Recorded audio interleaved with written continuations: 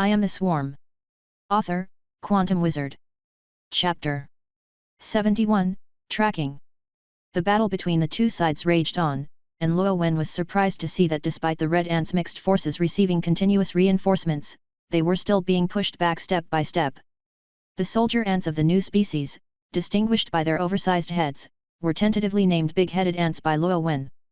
Compared to the brute force tactics of the Red and Black Ant coalition, the big-headed ants demonstrated far superior strategy. Each type of their soldier ants carried numerous worker ants on their backs, forming a defensive layer. This approach resembled infantry tank coordination. Whenever a red ant approached one of the big-headed ant soldiers, several worker ants would leap off the soldier's back to entangle the attacker. Meanwhile, the soldier would seize the opportunity to deliver a fatal strike. With the red ants neutralized, the black ants' basic weapons and equipment alone posed little threat to the big-headed ant soldiers. Their massive jaws, which grew proportionally with their size, easily dealt with the black ants. Although both sides had committed similar numbers of troops, the Red and Black coalition's primary combat units were outclassed tactically. Relying on the supporting worker ants for victory was nearly impossible. As Luo Wen predicted, the Red and Black coalition's forces were continually whittled down.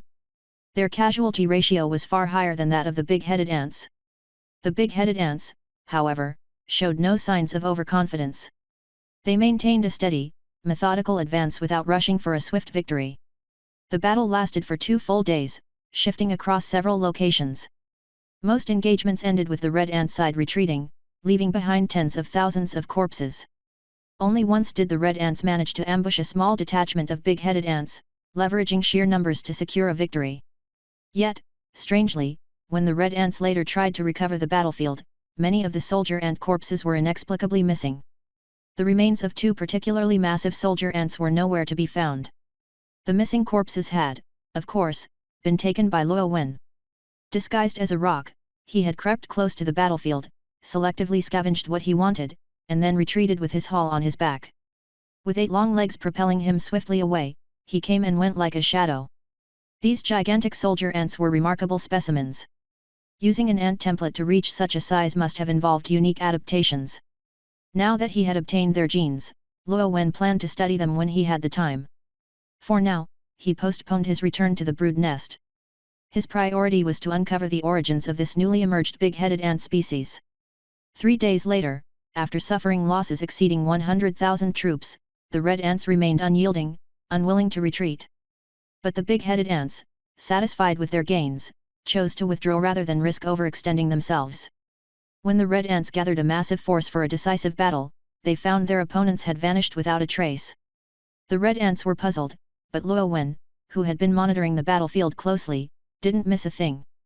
The big-headed ant army, numbering in the tens of thousands, had retreated with their spoils. Such a large-scale movement was impossible to hide from Luo Wen's long-range surveillance. Their retreat resembled the swarm's methods. Various types of soldier ants and large to medium workers served as transport vehicles, while smaller worker ants climbed aboard, both to conserve energy and secure the loot. With their combined combat coordination and efficient transportation system, the big-headed ants were clearly a step ahead of other ant species. Their speed also exceeded Luo Wen's expectations. After traveling less than 2 kilometers, they had already returned to their nest. This left Luo Wen puzzled. The swarm controlled a territory spanning more than 10 kilometers. For a nest capable of deploying such a large combat force, their territory should be significantly larger.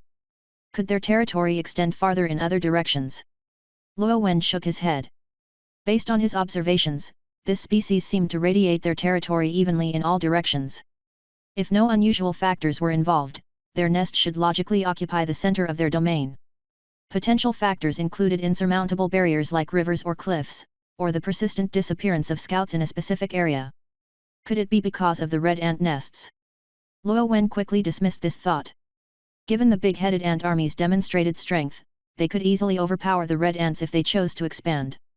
Luo Wen shook his head again, abandoning further speculation for now. With so little information available, drawing conclusions was impossible.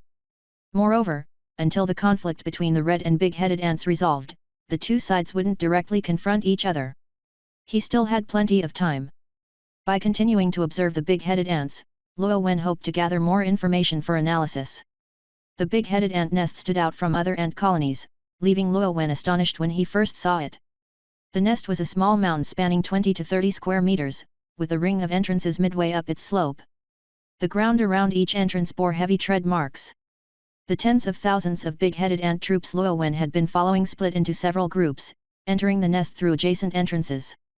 If that was all, the nest would simply appear to have more exits than usual. However, atop the mound were numerous small protrusions densely packed together. Each protrusion had a central opening, resembling tiny chimneys. Notably, no tread marks surrounded these chimneys, indicating they weren't used as entrances or exits. Ants, being pragmatic creatures, wouldn't build anything without purpose. These chimneys must have a specific function. What that function might be, Luo Wen could only sigh in frustration. If he still had his previous, smaller body, sneaking inside for a closer look would have been easy. Still, Luo Wen had no regrets. With his current size, few things could threaten his life. Everything else was secondary to survival. Unable to discern the chimney's purpose from the outside and unable to infiltrate the nest, Luo Wen decided further observation was a waste of time. He cast one last glance at the mysterious chimneys before turning to explore other directions. Having recently consumed a high-protein meal, Luo Wen moved quickly. In just one day, he had surveyed most of the area surrounding the big-headed ant nest. Curiously, the big-headed ant's territory was indeed small. In every direction, within roughly 2 kilometers, Luo Wen found evidence of other ant nests and activity. Pheromones made it easy to distinguish. From the big-headed ant nest at the center, Luo Wen identified at least 11 different pheromone signatures within a 2-kilometer radius. This confirmed that the big-headed ants, like most ant species, placed their nests at the very center of their territory. Yet this raised a puzzling question: how could such a small territory sustain such a massive army? Chapter 72 Big-headed ants. After confirming the unexpectedly small size of the big-headed ant's territory, Luo Wen began to investigate the surrounding trees, searching for signs of livestock-like farming practices. However, even with agricultural methods that preserved vegetation, it seemed nearly impossible to sustain so many combat units within such limited territory. While examining the trees, Luo Wen did find some aphids, but there were no signs of large-scale farming. He did, however, stumble upon another curious phenomenon. On the yellowish-brown dirt ground, an unusual stream caught Luo Wen's attention. Upon closer inspection, he realized it wasn't water but a flowing stream of leaves. These leaves were being transported by the worker ants of the big-headed ant species. Regardless of size, each ant carried leaves several times its own size with its powerful jaws. Patrolling alongside the leaf stream were larger soldier ants, ensuring the workers' safety while clearing small obstacles from the path. These efforts slightly smoothed the otherwise uneven road, although larger obstructions were simply bypassed. The leaf stream was flowing in the direction of the big-headed ant's nest. Intrigued, Luo Wen decided to trace it upstream. Soon, he discovered the source of the leaves. It was an impressively tall tree, at least 50 meters high, with the stream of green leaves cascading down from its treetop. The dense branches at the top obscured Luo Wen's view, making it difficult to discern the specifics. But that didn't matter. His adhesive bristles allowed him to climb smooth surfaces as if they were flat ground. Scaling a tree was no challenge for him. Camouflaging himself by altering his pheromones and mimicking an off-limits rock, Luo Wen avoided detection by the big-headed ants and quickly ascended the opposite side of the tree trunk. At the treetop, he witnessed an incredible sight. Big-headed ant worker ants were using their jaws like scissors, delicately cutting the leaves. They inserted one mandible into the upper part of a leaf and sliced upward with the other. This process was repeated meticulously. Each time, a portion of the leaf was neatly severed. The workers then carefully lifted the cut piece to prevent it from falling, adding it to the leaf stream. The workers in line behind them would then move forward to continue cutting until the entire leaf was harvested. What astonished Luo Wen was their restraint in harvesting. The ants only cut about 1/3 of the leaves on each branch, leaving the other 2/3 intact to minimize the impact on the vegetation. Their conservation-minded approach led Luo Wen to suspect that a sentient intelligence might be guiding their actions. However, he noticed that the big-headed ants weren't consuming the leaves. They were merely cutting and transporting them back to the nest in an endless cycle. What were they doing with the leaves? Luo Wen thought of his own aphid pastures. His worker ants would typically feed themselves first before sharing leftovers with their peers. Only after everyone was sated would they transport any surplus back to the nest. Yet, despite observing for an extended period, Luo Wen didn't see a single big-headed ant stealing a bite of the leaves, a behavior that struck him as highly abnormal. Initially, Luo Wen had assumed that the leaves were part of the big-headed ant's diet. If that were the case, it would explain how they sustained such a large labor force and military within such a small territory. None of the other ant species Luo Wen had encountered consumed tree leaves. But as it turned out, the big-headed ants didn't eat the leaves either. So why were they expending so much effort to harvest and transport them? Luo Wen was perplexed. He suspected this mystery was connected to their formidable ability to rapidly produce troops. The leaf harvesting, along with the chimneys on their nest, were the only anomalies he'd found in their territory. The secret clearly lay within the nest. Luo Wen's curiosity was piqued, but his large size had long since ruled out stealth and infiltration. That left him with only one option: special measures. Though the big-headed ants didn't seem particularly aggressive, their territory blocked the swarm's expansion. A conflict between the two forces was inevitable. When that day came, the secrets of the big-headed ants would be revealed. Luo Wen resolved to seize the initiative and prepare for a well-planned war. Faced with a stronger new opponent, Luo Wen felt a surge of excitement. Wasting no time, he quickly returned to the central base. Upon consulting the brood nest, Luo Wen discovered that the supersized big-headed soldier ants still relied on a standard ant nutritional system. However, their extraordinarily developed and powerful muscles enabled them to compress oxygen into distant parts of their bodies, supporting their massive size. This muscle enhancement gene segment was quite useful, but the rest of their genetic structure was fairly unremarkable. After creating several new bugs, Luo Wen considered imitating the big-headed ants by diversifying the sizes of his worker and soldier ants into a dozen categories. Ultimately, he decided it wasn't necessary. The swarm had its own development methods and didn't need to copy everything. For example, the big-headed ants used their soldiers and large to medium workers for transport, with smaller workers securing the cargo. However, the swarm had more efficient transport bugs and adhesive-secreting mucus bugs, which streamlined logistics.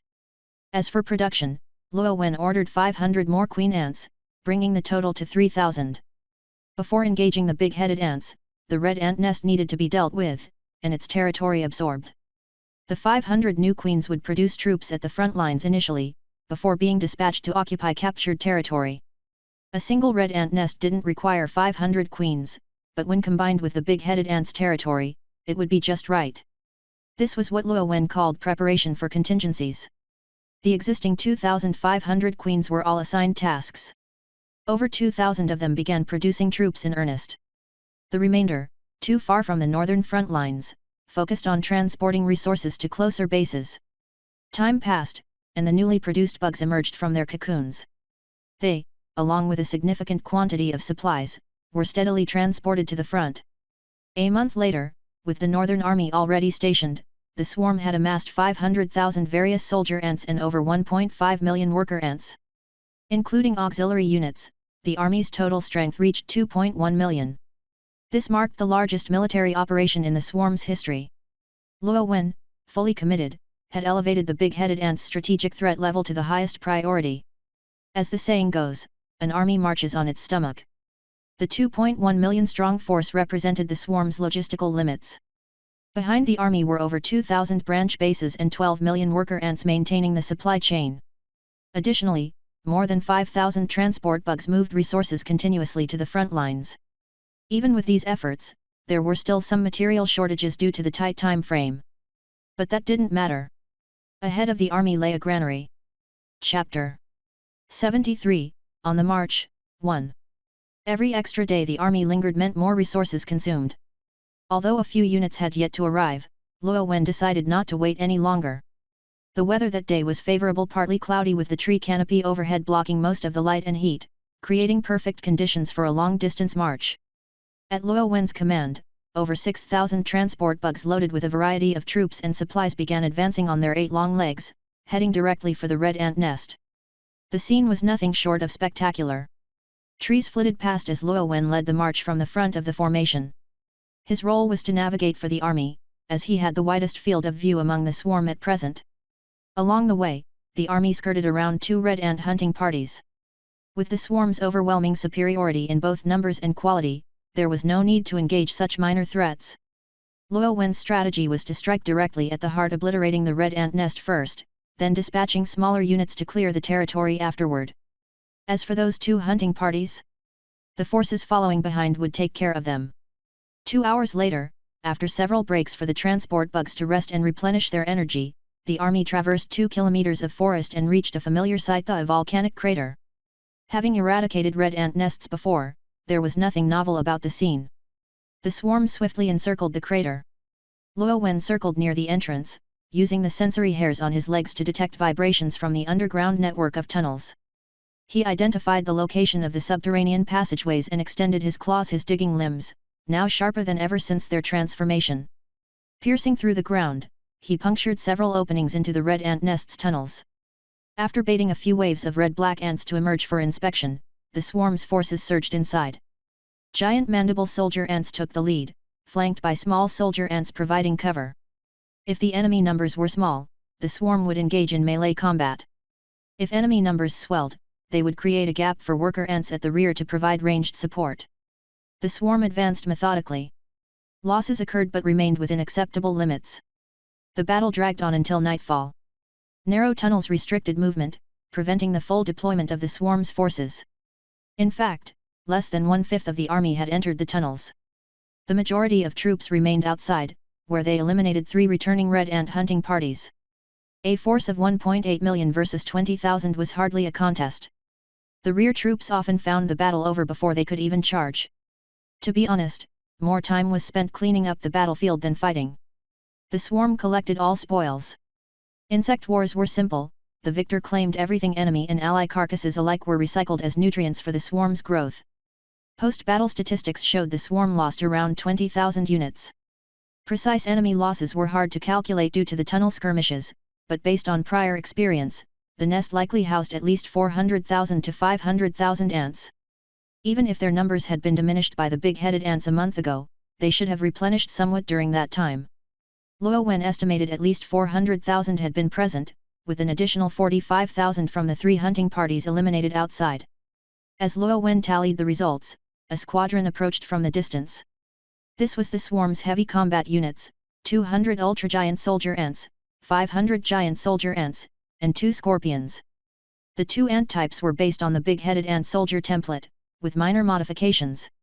A gene for enhanced leaping was added, increasing their agility, along with slightly enlarged mandibles for greater attack power. The scorpions were experimental. Enhanced muscle genes made them larger than their prototypes, with body lengths excluding tails of 40 centimeters.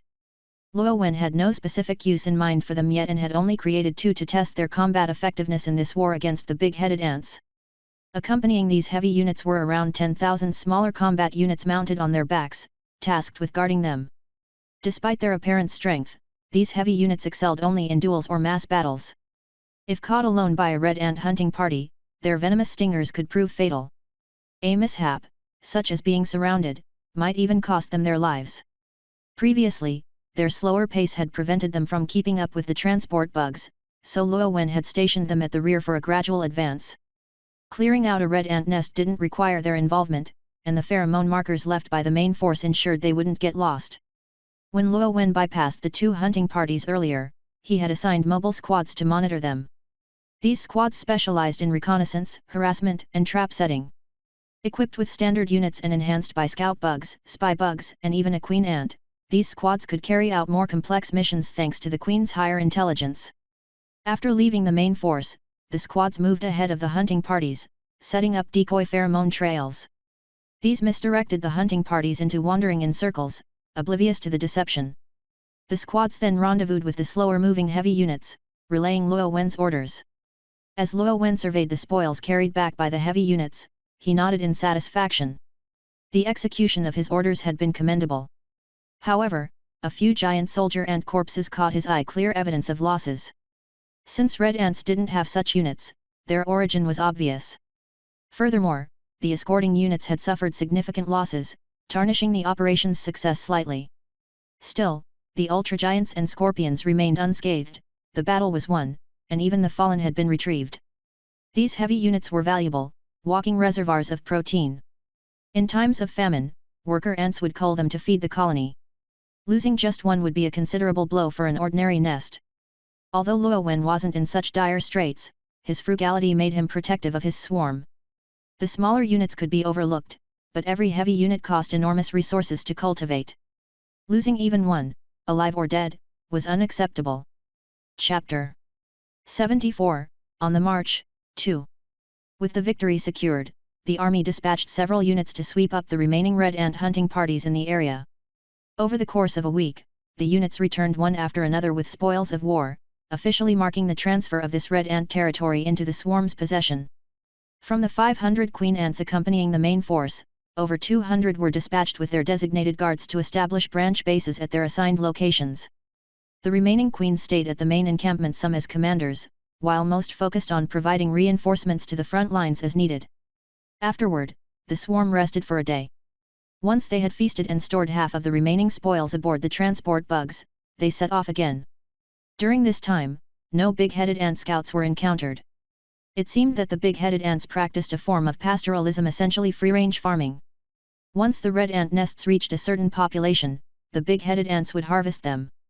From Luo Wen's observations, there were at least 11 other ant nests surrounding the big-headed ant territory. If these nests were all part of their livestock, then their method was far easier than Luo Wen's painstaking efforts to rear aphids.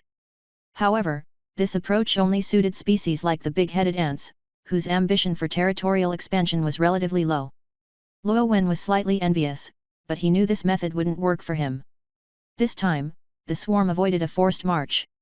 The lack of information about the big-headed ants, such as their behavioral patterns and the strength of their forces, warranted caution. Still, considering the big-headed ants could suppress over 10 nearby nests, their strength was undoubtedly formidable. Dealing with them required a different approach than the one used against the red ants.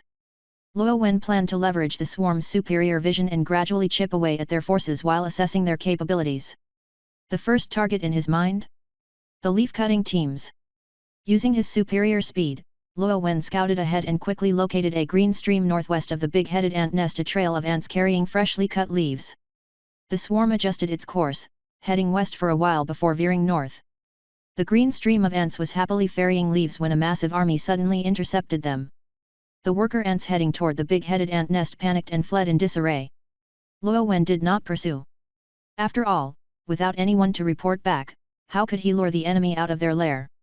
Similarly, he refrained from dispatching forces to eliminate the worker ants at the trees behind the line.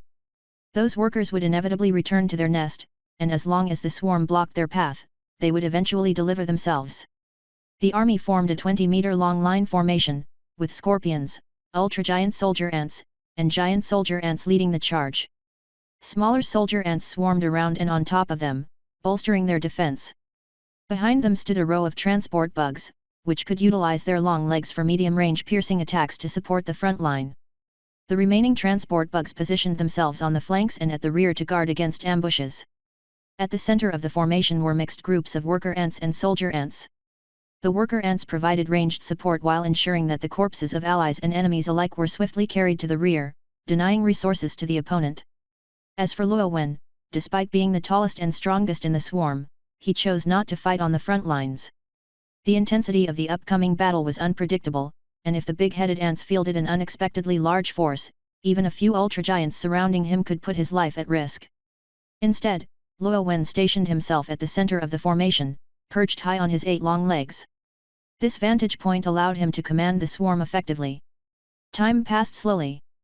The massive swarm army lay motionless, conserving energy in silence, a testament to their discipline. Luo Wen, however, grew impatient but understood from experience that pheromone communication took time. He resigned himself to wait. Eventually, scattered big-headed ant units appeared in the distance. Their numbers were small, barely 1,000, and there were no ultra-giants in sight. It seemed the big-headed ants had grown complacent in this region, unaware of the formidable foe now confronting them.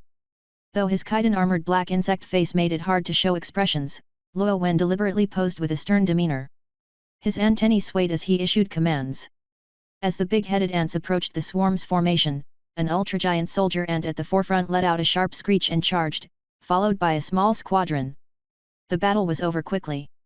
The big-headed ants left behind thousands of corpses before retreating in a panic under the swarm's intentional leniency. The worker ants swiftly cleaned the battlefield, and the swarm resumed its silent vigil.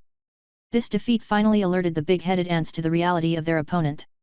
They were no longer facing the familiar red-black ant hybrids but an entirely new and more powerful force. An emergency war mobilization began.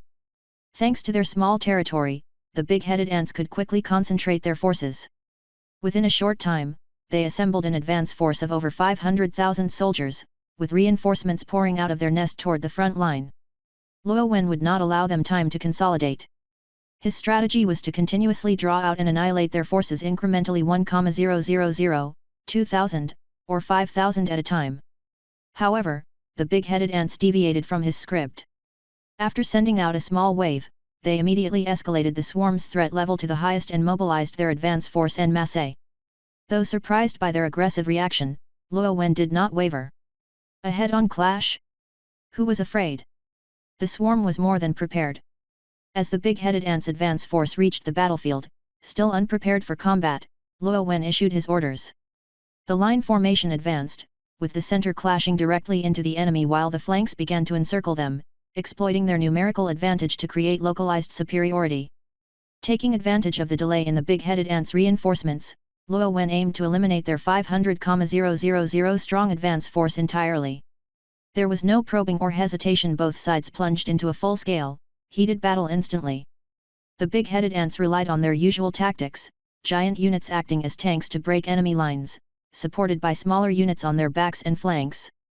Unfortunately for them, these tactics effective against species like the red-black ants, who lacked giant combat units, found their match against the swarm. The swarm's giant units engaged the big-headed ant giants head-on, ultra-giants versus ultra-giants, giants versus giants, and smaller units against their counterparts. Within moments, each side had found their opponent. Chapter 75, Clash with the Big-Headed Ants, 1.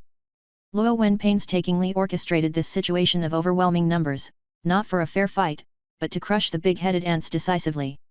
With the swarm's 2.2 million strong army versus the big-headed ants' 500,000 strong force, fairness was never on the table. In reality, each ultra-giant soldier ant on the big-headed ants' side faced at least 3 opponents of equivalent size and strength. This was only because Luo Wen's swarm had just 200 ultra-giants, not due to a lack of desire but the lengthy growth cycle of these massive units. Additionally, both the ultra-giants and the giant soldier ants were products of new genetic templates. Before their creation, the more than 2,000 queen ants already in service were incapable of producing these specialized units. These 200 ultra-giants and 500 giants were only developed after the brood nest completed the production of 500 additional queen ants. It worked overtime to produce and nurture these massive units to their current size before deploying them to the front lines. Thus, in sheer numbers of ultra-sized units, the swarm might still lag behind the big-headed ants. However, such disadvantages could easily be mitigated with tactics, as demonstrated here. The massive combat units of both sides locked horns immediately upon engagement. The smaller units perched atop these giants used their bodies as bridges to attack the enemy. Unfortunately for the big-headed ants, their individual unit strength was already inferior to that of the swarm's counterparts. Adding to this, they were vastly outnumbered, and to make matters worse, the swarm's small soldier ants employed venom. Perhaps in favoring size and muscle during their evolution, the big-headed ants had forsaken venomous variants among their combat units. While their experience with red ants made them less vulnerable to venomous foes, they were unprepared for this scenario. Red ants lacked comparable giant units, and these titanic big-headed ants were always well guarded by smaller auxiliaries, preventing venomous foes from getting close. Now, however, they finally tasted the terror of venomous stingers. With their auxiliaries too few to intercept the swarm's venomous soldier ants, the big-headed ant ultra-giants could only watch helplessly as the stingers found their way into the gaps in their armor. Ironically, while the stingers penetrated the cracks in their dorsal plates, their short length prevented them from reaching the internal muscles, a hidden advantage of their massive size. However, while their dorsal armor proved impenetrable, their joints were far more vulnerable. Under cover fire from their allies, several venomous soldier ants quickly scaled the ultra-giants' legs. Although the giants kicked violently, sending some attackers flying, it did little to prevent the inevitable. Stingers pierced into the joints, injecting venom. Within moments, the unarmored muscles began to liquefy. The ultra-giants' colossal bodies wavered, their legs twitching uncontrollably. Already at a disadvantage, these behemoths became easy prey once immobilized. The swarm's ultra-giants seized the opportunity to swiftly subdue, kill, and dismember them. With the loss of these frontline titans, the morale of the supporting big-headed ants crumbled. Without their anchors, they began retreating in disarray. Elsewhere, the swarm's scorpions handled the ultragiants with brutal efficiency. Taking advantage of the locked engagements, the scorpions used their massive pincers to clamp down on the comparatively narrow waists of their opponents. Ignoring the attacks of the supporting big-headed ants, the scorpions exerted tremendous force, splitting their prey in half with a gruesome spray of fluids. Their efficiency was unmatched. However, the scorpions' shortcomings were equally apparent. Their large pincers excelled at targeting massive units but proved cumbersome against smaller, more agile foes, rendering them clumsy in such situations. Ironically, the big-headed ant ultragiants faced similar limitations. Through this battle, Luo Wen gained a clearer understanding of the strengths and weaknesses of his forces. The ultragiants were specialized for taking down large prey. Without venom or auxiliary support, their enormous mandibles could effortlessly dispatch and dismember such targets. However, they were practically useless against smaller foes. Their head-mounted weapons were even more unwieldy than the scorpion's pincers.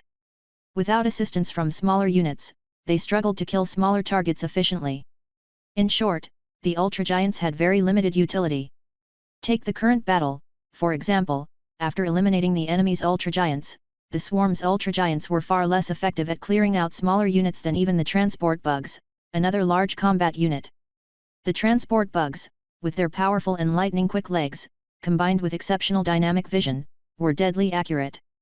A single strike often resulted in a kill, and even when it didn't, the sticky hairs on their claws would capture and immobilize their prey for a finishing bite.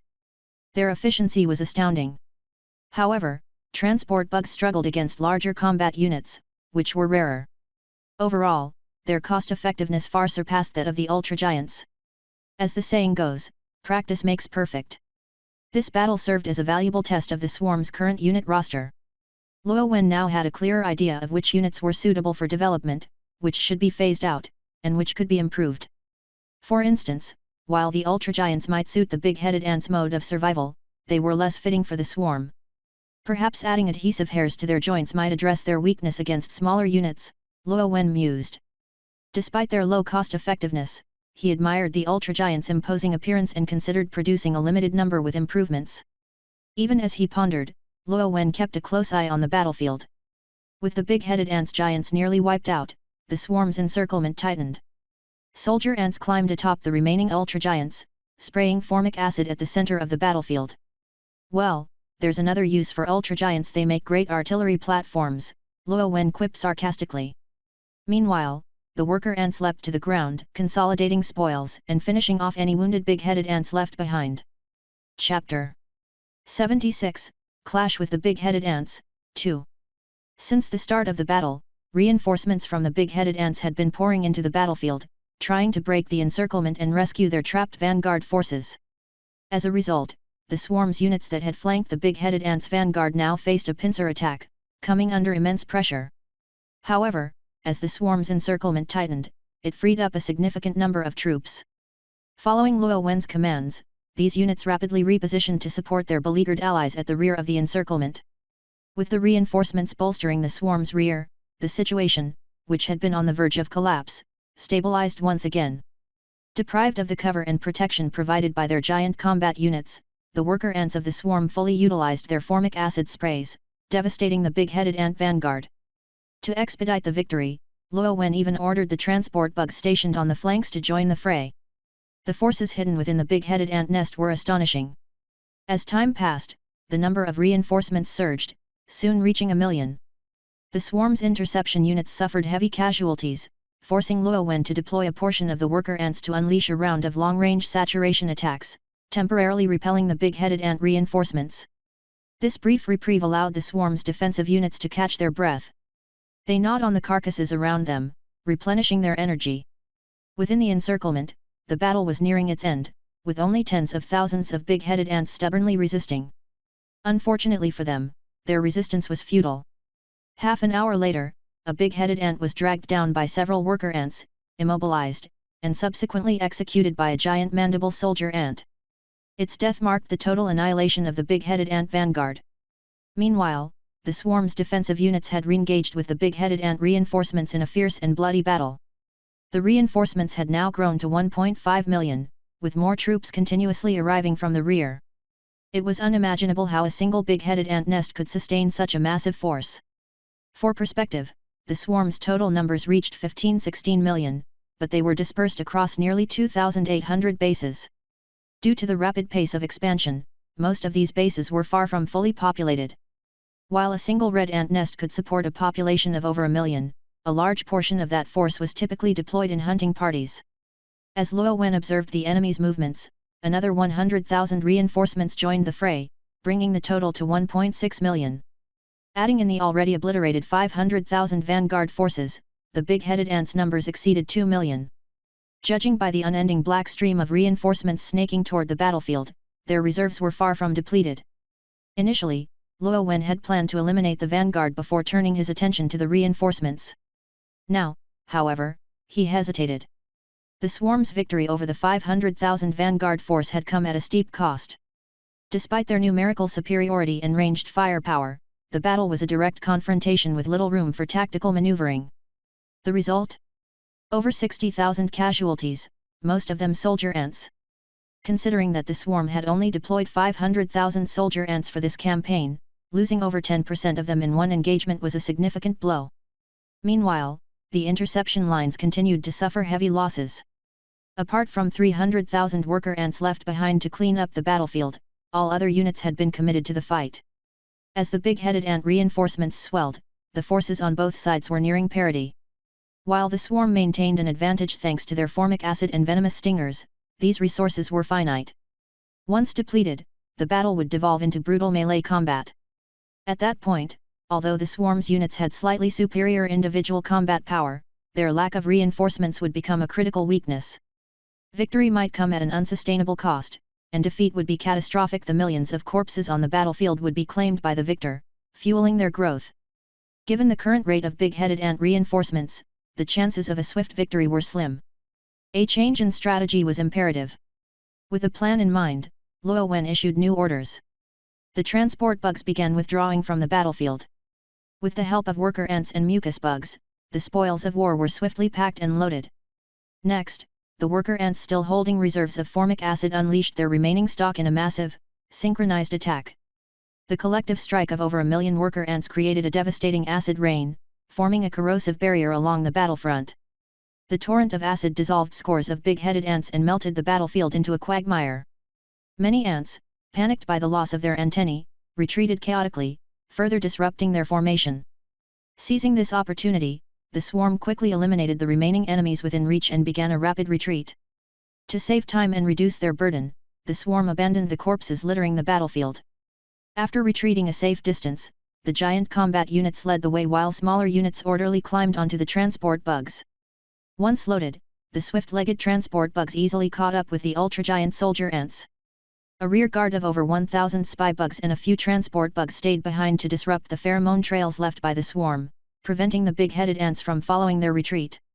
After a lengthy detour, the swarm safely returned to their border territory. As Luo Wen surveyed the busy swarm, he conducted a rough count. The total losses from this battle reached a staggering 150,000, a devastating blow, the worst since the swarm's inception. Of these casualties, over 60,000 had fallen during the encirclement of the big-headed ant vanguard, while the rest were lost intercepting the reinforcements. Adding insult to injury, all the corpses along the battle line had been left behind.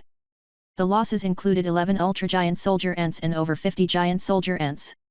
Fortunately, the battle had also yielded spoils, 70 ultra-giant and over 100 giant corpses from the big-headed ants.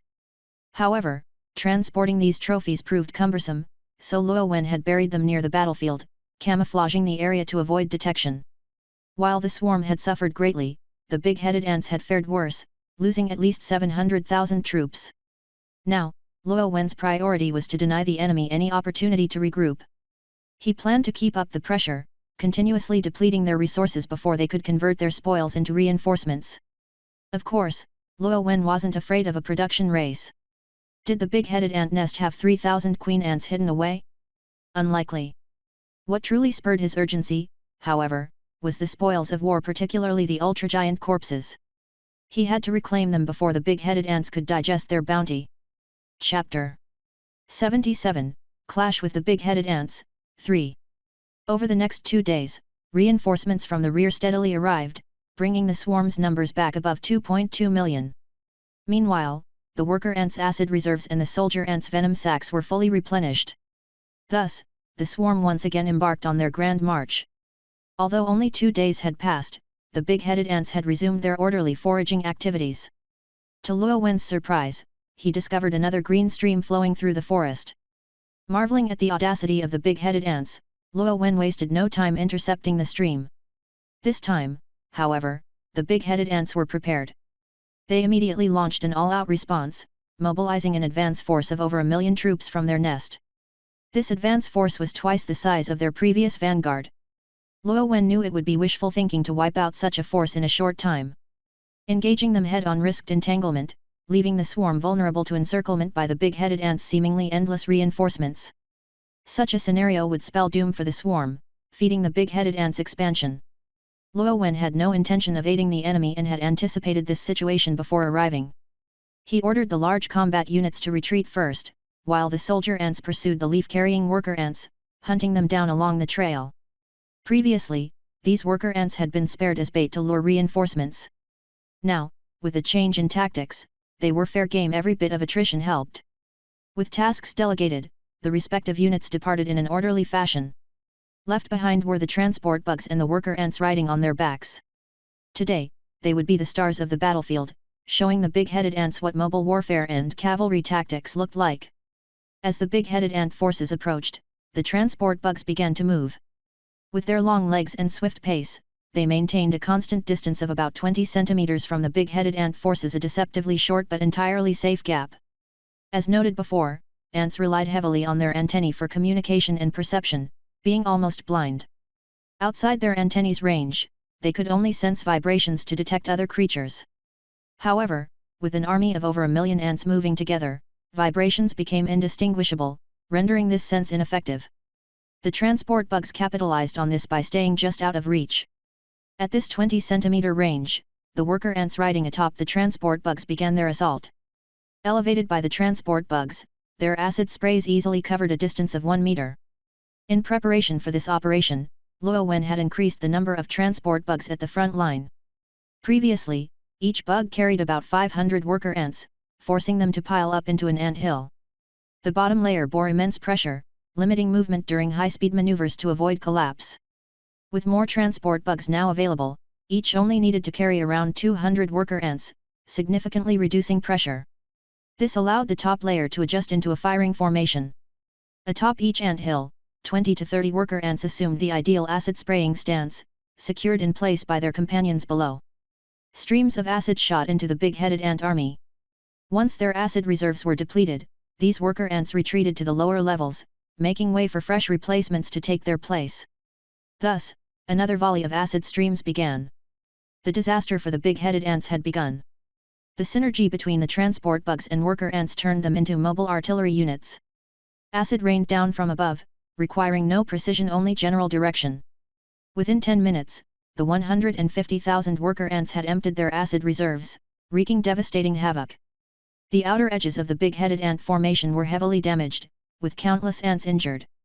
In the insect world, there was no such thing as rehabilitation. While some ants with corroded exoskeletons might survive, those with damaged antennae or missing limbs were inevitably recycled into protein post-battle. Having finished their assault, the transport bugs retreated along predetermined routes. Spy bugs stationed along the way erased all traces of their passage. This hit-and-run tactic, while not something Luo Wen could personally partake in, was thrilling to witness as its architect. The acid barrage inflicted over 300,000 casualties on the big-headed ant advance force. On the swarm's side, only 2 unlucky transport bugs were lost. These casualties occurred when they got too close to ultragiants, were entangled and subsequently destroyed, taking their worker ant passengers down with them. The incident underscored the importance of skilled drivers during operations. Glancing at the disarrayed big-headed ant formation, Luo Wen decided not to linger. Reuniting with the main force, he ordered the excavation of the ultragiant corpses buried during the previous battle. With cooperation between worker ants and the swarm's own ultragiants, the corpses were quickly dismembered, packed, and loaded onto the transport bugs. The increased number of transport bugs ensured all these spoils were taken back, avoiding the risk of leaving them in enemy territory for too long. Meanwhile, the units dispatched to eliminate the leaf-carrying worker ants also returned to the temporary base. Not expecting such a swift battle, Luo Wen had sent a messenger squad to call them back during the retreat, sparing them from potential ambushes. After a brief rest, the swarm circled back to their territory. 2 days later, the swarm, now fully resupplied, set out once again. This time, they traveled light, leaving most of their large combat units behind and bringing only a small number of medium and small units aboard the transport bugs. The events of 2 days prior repeated themselves. The big-headed ant army, recovering from multiple long-range attacks, struggled to regroup, only to find their foes had vanished. For the next half-month, harassment became a routine activity for the swarm. Over 8 operations, the big-headed ants suffered approximately 1 million casualties. Despite adapting somewhat, the damage was done. Combined with previous battles, the big-headed ants had now lost close to 2 million troops. Though the swarm also lost over 10 transport bugs and their worker ant passengers, reinforcements from the rear kept arriving. By now, the forces gathered at the forward base had swelled to nearly 3 million. Chapter 78, Clash with the Big-Headed Ants, 4. Having suffered such heavy losses, the big-headed ants had become increasingly defensive, rarely venturing out. Recent harassment tactics yielded diminishing results. Moreover, it had been nearly 20 days since the conflict began, just enough time for a soldier ant to mature from an egg to adulthood. This meant that the big-headed ants could soon convert the insect carcasses they had harvested into fresh troops. In the coming days, their army would likely receive significant reinforcements. Additionally, the swarm's harassment operations had focused solely on killing the enemy, yielding no tangible spoils. The big-headed ants were sitting on large stockpiles of resources, requiring only time to convert them into soldiers. And that time wasn't far off. It's time for the decisive battle, Luo Wen sighed, twitching his antennae as he issued the command. A 3-million-strong army assembled, a sight that would test the nerves of anyone with trypophobia. The swarm marched straight toward the big-headed ant nest. Thanks to prior harassment, the big-headed ants had ceased their foraging activities. Outside their nest, even patrolling units were scarce, as all available forces were withdrawn and kept inside. The insect carcasses they had accumulated ensured they could remain in hiding for a long time. Thus, the swarm brazenly advanced to within 20 meters of the big-headed ant nest without detection. Under Luo Wen's instructions, part of the swarm climbed trees to collect large leaves. The ultra-giant soldier ants used their powerful jaws to bite off the 20-centimeter-long leaves at the stems, letting them drift to the ground. Scout bugs on the ground marked the landing points, guiding worker ants to gather the leaves and bring them to the front lines. Meanwhile, Luo Wen and 2 scorpions personally joined the effort, using their powerful claws as digging tools. Their enormous bodies quickly excavated a trench 20 centimeters wide, half a meter deep, and about 10 meters long. Though narrow, the trench was sufficient to counter ants, which lacked significant jumping ability. The worker ants lined the trench with the gathered leaves, then added branches and twigs as makeshift bridges. Mucus bugs applied a basic sealant to the trench walls to slow seepage. With everything ready, the army formed ranks. It was time to provoke the enemy. The big-headed ant nest had too many scattered exits for a simple blockade to work. The ants needed to be drawn out. Having harassed them relentlessly, the swarm needed to push harder to anger them into action. Provocation required skill, and Luo Wen was an expert. He didn't even need to jump. With a casual step, he crossed the 20-centimeter trench and strode straight to the big-headed ant nest. Raising his claws, he began puncturing holes into the nest. At first, the big-headed ants endured, adhering to their defensive policy. But as Luo Wen's relentless digging created more and more holes, their patience wore thin. It wasn't hard to understand why. No one would remain calm with a dozen gaping holes suddenly appearing in their home. Soon, the big-headed ants, now fully mobilized, poured out from dozens of exits, a massive army surging forth. Seeing his provocation succeed, Luo Wen immediately turned tail and ran. He had no fear of a duel but knew the big-headed ants wouldn't fight him one-on-one. Exploiting his superior mobility, he stopped and started along the way, leaving pheromone markers to ensure the pursuing ants didn't lose track of him. Luo Wen led the massive enemy force to the trench, where the swarm army stood ready on the other side, 1 meter away. Easily crossing the trench, Luo Wen retreated to the rear of the swarm formation. The big-headed ants, however, couldn't follow so easily. They were forced to climb down into the trench and back up the other side or use the twig bridges to cross. These obstacles only slowed them slightly, with negligible impact on their stamina. The ultra-giant soldier ants at the forefront of the big-headed ant army charged first, accompanied by smaller soldier ants. On the swarm's side, their own ultragiants moved to intercept. Luo Wen and the two scorpions roamed the rear lines, seizing opportunities to ambush enemy ultragiants. Whenever an enemy ultragiant became immobilized in a fight, a claw would emerge from behind the swarm's formation, clamping down on its narrow waist and snapping it in two. This was Luo Wen's newly developed Luo-style combat technique, Form 2, 1/2 halves. The exact number of giant combat units hidden in the big-headed ant nest remained unknown. Meanwhile, the swarm's ultragiants, originally numbering 200, had already lost several, with no replacements. Luo Wen deemed this unit too resource-intensive and unsuitable for the swarm's development, leaving no time to produce new ones. The big-headed ants, apparently eager for a decisive battle, threw themselves at the opportunity. Having been harried by the swarm, they were determined to turn the tables in this engagement. More troops poured out of the big-headed ant nest, forming a massive black wave. Within moments, over 2 million soldiers had surged forth, with more on the way. While the swarm still held a numerical advantage, with both sides fielding millions of soldiers, the battlefield descended into chaos. The time was right. Luo Wen signaled the worker ants 500,000 of them lined up and unleashed a volley of formic acid. This wave of long-range attacks directly eliminated nearly 100,000 big-headed ants, leaving the rest injured. Seizing the opportunity, the swarm advanced, slowly pushing the battle line toward the trench. Another 500,000 worker ants were deployed, spraying acid into the trench. Any big-headed ants attempting to cross were drenched, dissolving into the trench. The leaves lining the trench bottom slowed the seepage of acid into the soil, allowing the trench to fill with the corrosive liquid and form a small moat. Though the acid moat gradually drained, it effectively disrupted the big-headed ants' attack rhythm. Unable to cross the moat, they were forced to use the twig bridges, which significantly reduced their crossing efficiency.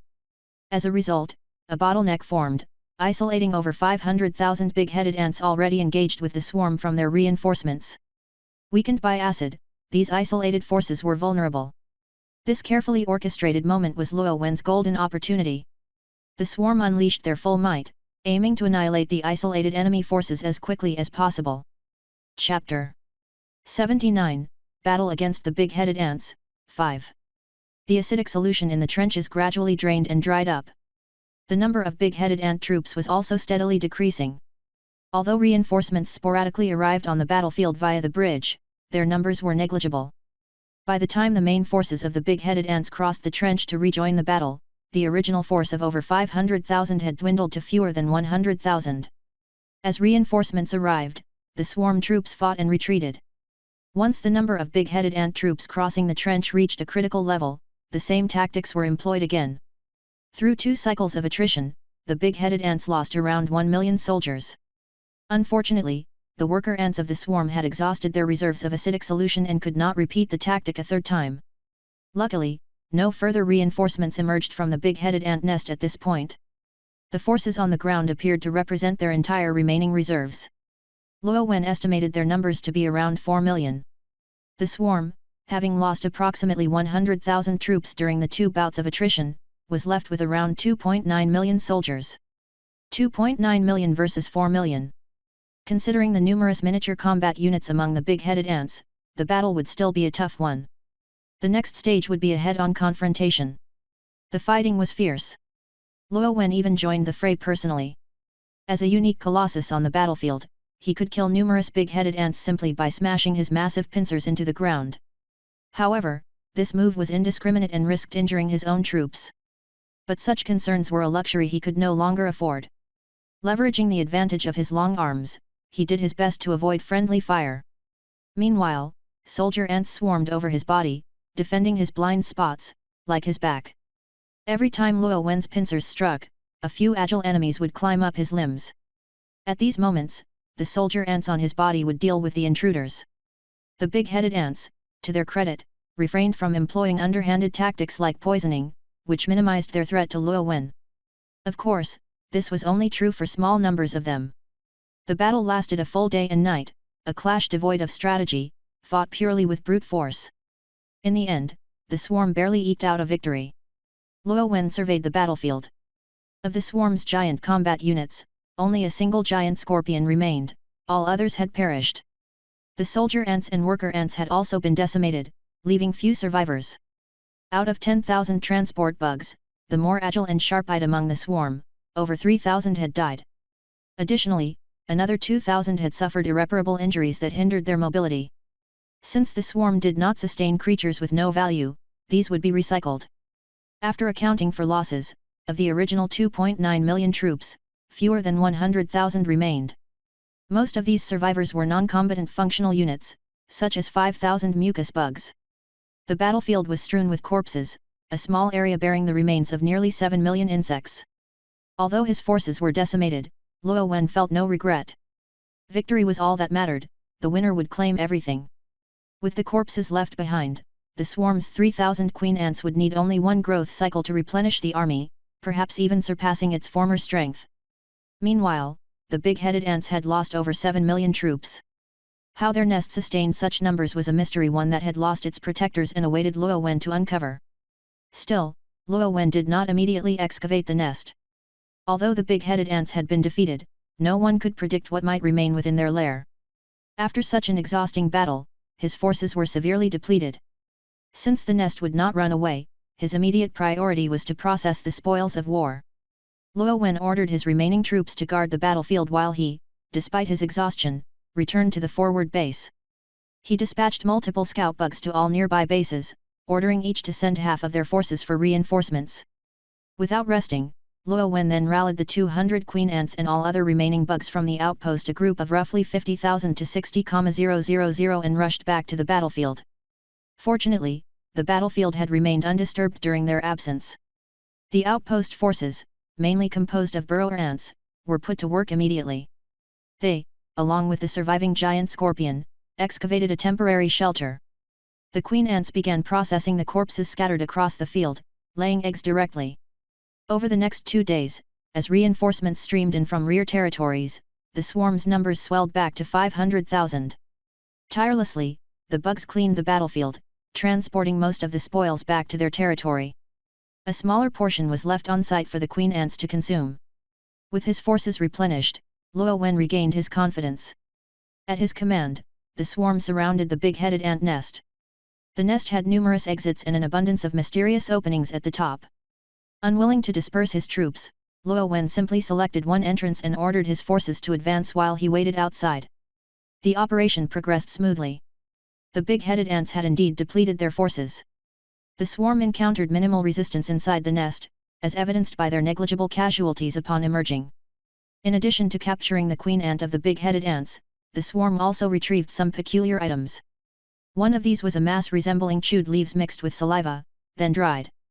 In some areas, leaf veins were still faintly visible. The substance was intertwined with a web-like network of white fibers. Luo Wen scratched his head, unsure of its purpose. However, the visible leaf veins indicated this was the big-headed ant's hidden secret. Unable to discern much from its appearance, Luo Wen summoned burrower ants and the giant scorpion for assistance and began excavating the nest himself. An hour later, he had dug out a cross-section of the nest to better observe its structure, hoping the special materials storage locations might reveal some clues. The big-headed ant nest was unlike anything Luo Wen had seen before. It featured a complex spiral design with winding passages that widened into rooms at intervals. The deeper the spiral, the larger it became, resembling a circular pyramid. Each chamber along the spiral passage stored the leaf-like substance and white fibers. These were fused into a honeycomb structure filled with empty holes. Deeper underground, within these spiral chambers, Luo Wen discovered the honeycomb structures also housed eggs, larvae, and pupae. It looks like a plantation, Luo Wen speculated. He vaguely recalled that some intelligent ant species cultivated their own food. Perhaps the big-headed ants were such a species. Though their large heads seemed to be filled only with muscle. Testing his theory was simple. The big-headed ant queen was still alive. Luo Wen placed it back inside the nest to observe its behavior. Chapter 80, The Underground Farm. The experiment results came swiftly. Luo Wen figured out everything within a few days. Initially, he thought he'd have to wait for the queen ant to lay eggs and for those eggs to develop gradually, which would take at least one growth cycle. It was the same process he observed with male ants before. Later, he realized his thinking had been constrained. The nest already housed numerous living big-headed ant larvae and pupae, eliminating the need to wait for the queen ant to lay and hatch new eggs. He dispatched a few spy bugs to care for the larvae and pupae. By the same day, a batch of adult ants emerged from the pupae. From there, things progressed smoothly. Driven by instinct, the newly matured ants began to work busily in the nest. In the spiral corridor rooms, they used the chewed leaf mixture blended with saliva to build honeycomb structures on the walls. The white fibrous threads, to Luo Wen's surprise, were intentionally cultivated by the big-headed ants on these honeycombs.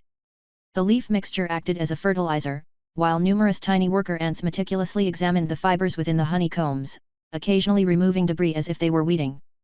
Curious, Luo Wen sampled the material. The fibrous components were rich in protein, and within the web-like structures were small spherical inclusions packed with sugar. It turned out the big-headed ants had developed an underground farm within their nest. If one room could sustain 1,000 ants, then the cross-section Luo Wen observed, containing hundreds of such rooms, hinted at an impressive agricultural system. And who knew how many more rooms were hidden underground? Luo Wen was amazed. The big-headed ants not only farmed crops underground but also maintained over a dozen nests of free-ranging red ants outside. It was no wonder a single nest could sustain a population of 7 million ants. Although Luo Wen couldn't identify the exact nature of the fibrous material, it was likely some type of fungi grown underground. Regardless, this agricultural technique had to be assimilated into the swarm.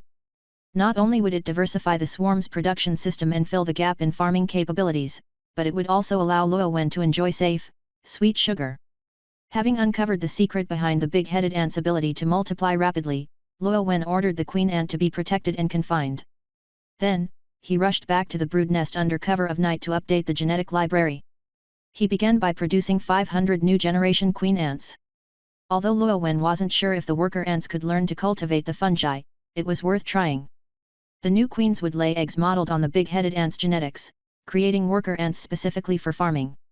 Meanwhile, the original worker ants would continue their livestock rearing, primarily tending to aphids. However, the initial batch of queen ants from long ago had limited genetic samples and could no longer keep up with the swarm's evolving needs. Luo Wen contemplated recycling them. After some thought, he decided against it. These early queens had contributed significantly to the swarm's development.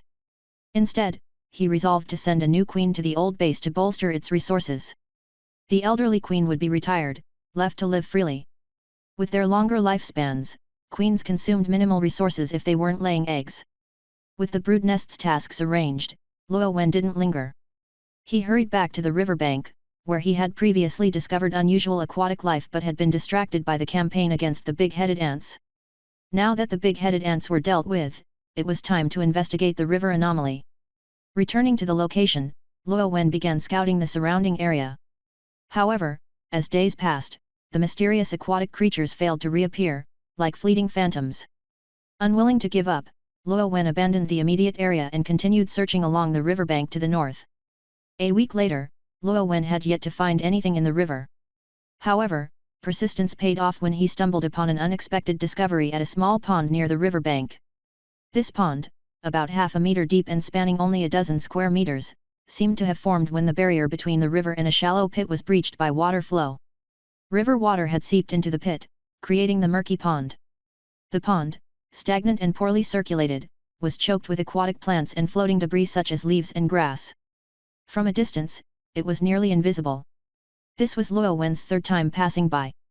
Unlike the previous two instances during the day, this time, it was near dusk. And this chance evening encounter led to a new discovery. On the murky water's surface, several small black beetles floated leisurely, their unremarkable appearance blending into the surroundings. The dim light did not hinder Luo Wen's sharp vision, he immediately noticed the anomaly. Approaching cautiously, Luo Wen observed the beetles up close. Each was oval-shaped and about 2 to 3 centimeters long, with a flat body covered by a smooth carapace densely speckled with fine white dots. Initially, Luo Wen thought they were clinging to the floating debris. But after carefully brushing the leaves aside with one of his legs, he discovered these beetles floated independently on the water's surface.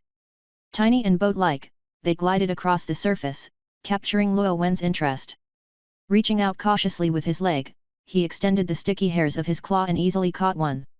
Examining it closely, Luo Wen realized its carapace wasn't a single piece but rather a combination of a head plate and 2 wing covers on either side. These fit together seamlessly, appearing as one unless inspected closely. The beetle's wing covers could lift and spread apart, which it demonstrated while emitting a hissing noise, seemingly trying to intimidate Luo Wen. The beetle had 3 pairs of segmented limbs. The front legs were long and slender, while the middle and rear pairs were shorter and flatter, resembling 4 paddles. When floating, these paddles propelled the beetle swiftly across the water. Most intriguing were its eyes, 2 pairs in total. While double eyes weren't unusual, as some spiders Luo Wen encountered had 8 eyes, the positioning of these beetles' eyes was unique. 1 pair was in the usual place, while the second pair was located on the underside of the head. From observing how they floated, it was clear the lower pair of eyes was submerged, allowing the beetles to monitor underwater activity. Luo Wen was impressed.